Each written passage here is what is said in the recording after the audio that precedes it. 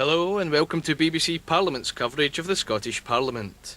First Minister Alex Salmond faced his weekly questions from MSPs.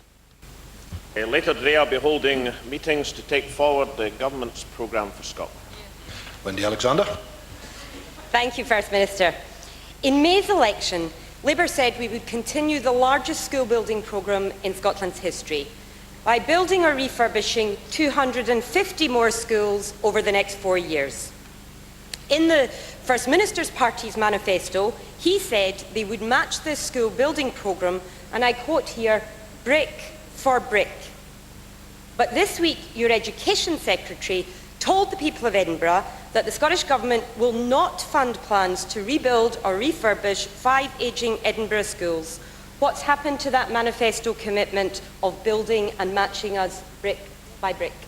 First Minister. This Government will match the previous Executive's commitments brick for brick. The major difference is we won't use the hyper-expensive private finance initiative,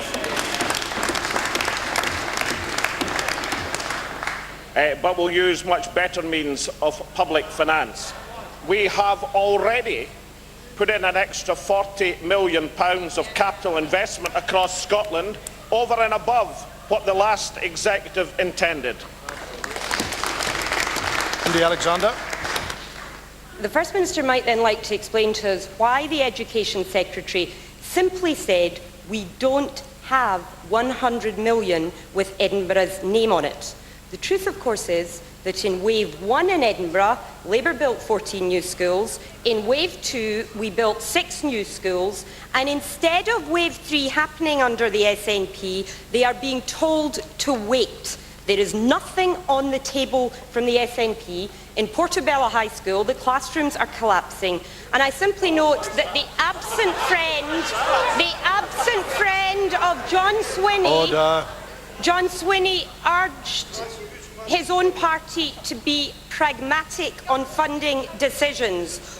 Why are the children losing out because they won't give go-ahead to new schools? First Minister. Can I suggest that Wendy Alexander take some time to read the Unison report of this week, which excellently set out the failings on PFI and PPP. But once again, she has come to this chamber without the advice and information that she should have as an opposition leader. I have here a letter to Edinburgh Council from the last Executive, dated the 27th of February 2007, on exactly the issue that Wendy Alexander has chosen to raise. It says that any funding decisions for Edinburgh schools will be for after the election and in the context of the next spending review.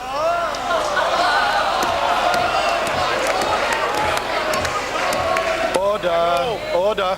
I know that Wendy Alexander's new to the job, but if Labour are not going to continue to, as she put it, let the people down, then she better come armed with facts and figures to these question times.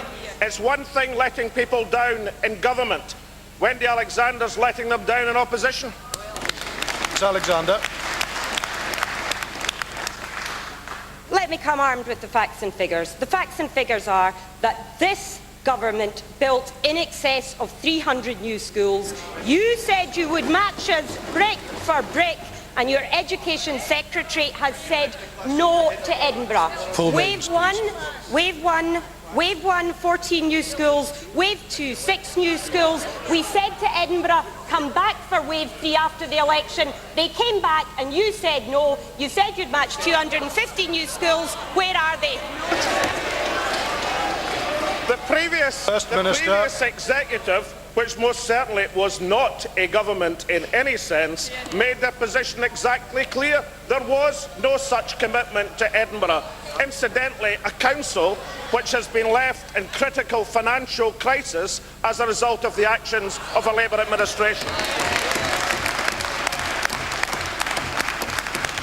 Ms. Alexander, final question. If Edinburgh is not to get 5 of the 250 we promised, why then is it that the parents in Aberdeen have their SNP-led council now proposing to close 22 city schools, and in West Dunbartonshire there are also closures proposed?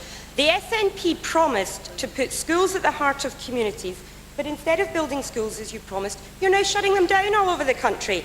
And I simply say to the First Minister, the budget of the Scottish Government has doubled in the last 8 years. The SNP have known since March that they have over £32 billion next year.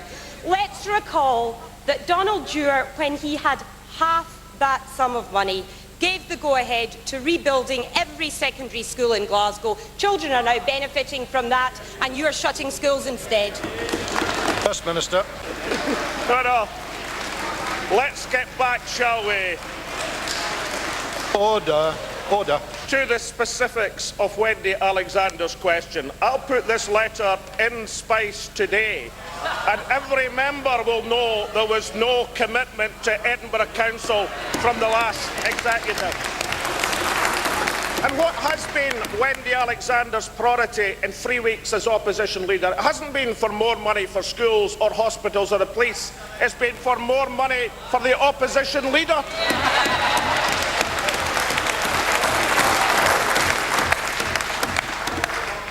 Her new advisor, Professor Arthur Midwinter, is concerned that the SNP will not have enough money from the spending review to fulfil our commitments.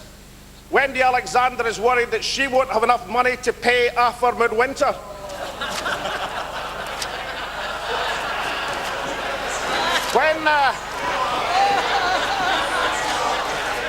When Wendy Alexander apologised on behalf of Jack McConnell to the Labour Party conference, perhaps she'd be better now to apologise to the Scottish people for 8 years of failure from the Labour Party.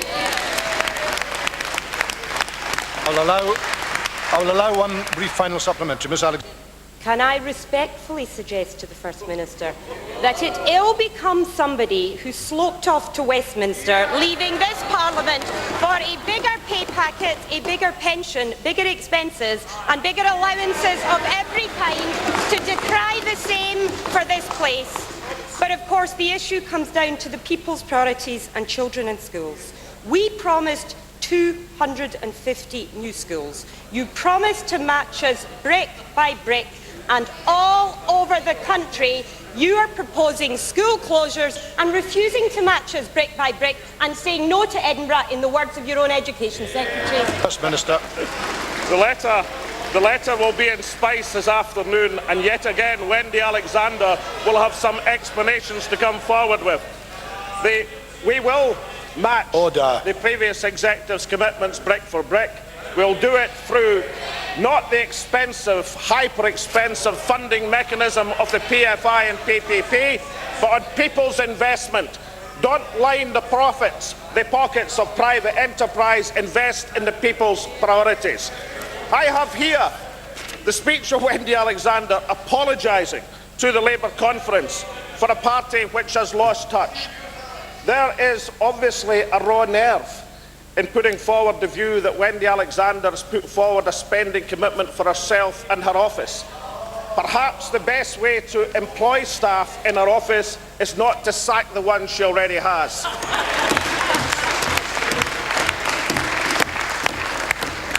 Sorry that I find myself still having to remind members that they should refer not to people directly in the first person, but should refer to people with their full name. Sadly, I still have to do so.